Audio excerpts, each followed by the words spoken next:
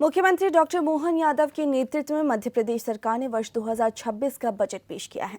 राज्य के बजट पर सीएम ने कहा कि सर्वस्पर्शी समावेशी विकास, सुशासन, पर्यावरण, पर्यटन और सांस्कृतिक पुनरुत्थान पर फोकस किया गया है। हमने 2047 तक एक समृद्ध मध्य प्रदेश का संकल्प लिया है।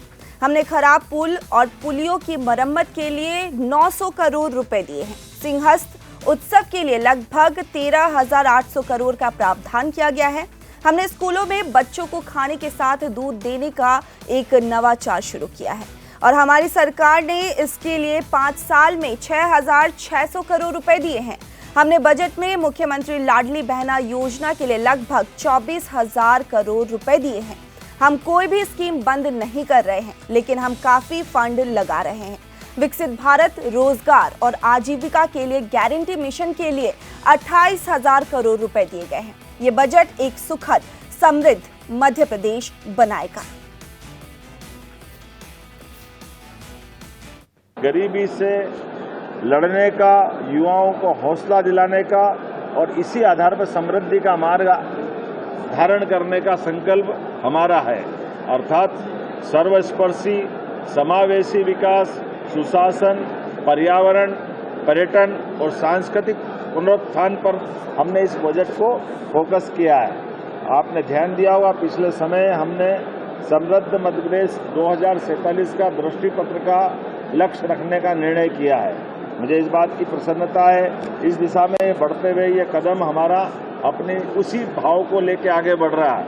इस आधार पर जब हमारे छोटे छोटे गांवों तक सड़क पहुंची है, अब आगे बढ़ कर के मजरे टोले तक भी हम सड़क ले जाने वाले हैं। इसके लिए 21,630 करोड़ रुपए की धनराशि का प्रबंध रखा है और इसी आधार पर 2026-27 के लिए 800 करोड़ रुपए का हमने इसमें प्रावधान किया है। 4,572 करोड़ के जो विभिन्न क्षतिग्रस्त पुल पुलियाँ हैं, इनके लिए भी और पुनर्निर्माण के लिए भी हमने समावेशी सब प्रकार के विकास के ऊपर ध्यान दिया है।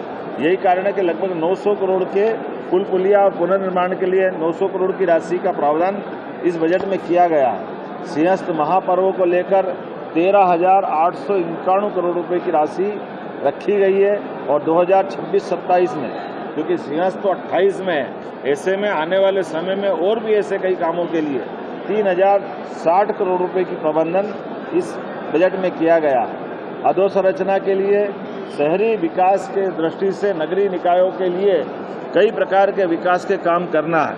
इसके लिए हमने खासकर अधोसंरचना के लिए एक योजना का नाम दिया है द्वारका योजना।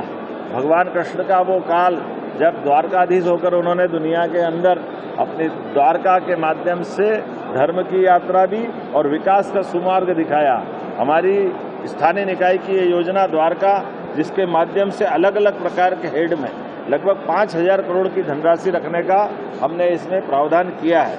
मैं ग्रामीण क्षेत्रों के लिए इस वर्ष ये एक अद्भुत योजना बनी है, जिसके आधार पर जहां हमने पिछले समय ग्रामीण जनों को पट्टे दिए थे, उस पट्टे के बजाय लगभग 3,800 करोड़ की लागत से उनको मालिकाना हक देंगे। अब कई बैंकों में कई जगह ऋण के लिए या स्वामित्व के लिए आमतौर पर रजिस्ट्री का महत्व होता है।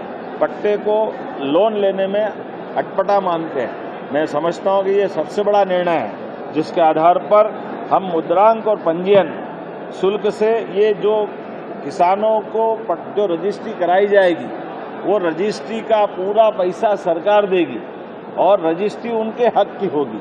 ये हमारे लिए सबसे नया नवाचार है और पूरे देश का भी पहला नवाचार है, जब हमारे अपने ग्रामीण अंचल के प्रत्येक व्यक्ति को उनके अपने खुद के दस्तावेज में रजिस्ट्री का सारा खर्च सरकार उठाने जा रही है। यशोदा दुग्ध प्रदाय योजना, अर्थात स्कूल के अंदर 5 वर्षों के माध्यम से हमारे बच्चों को आमतौर पर फूड के आधार पर, फूड के साथ साथ टेट्रा पैक में अर्थात पैकेज में दूध भी देंगे और दूध से उनकी अपनी पोषकता के साथ साथ ये नवाचार हमने प्रारंभ किया है। इसके लिए भी 5 वर्षों में 6,600 करोड़ का प्रावधान हमारी सरकार के द्वारा किया गया है।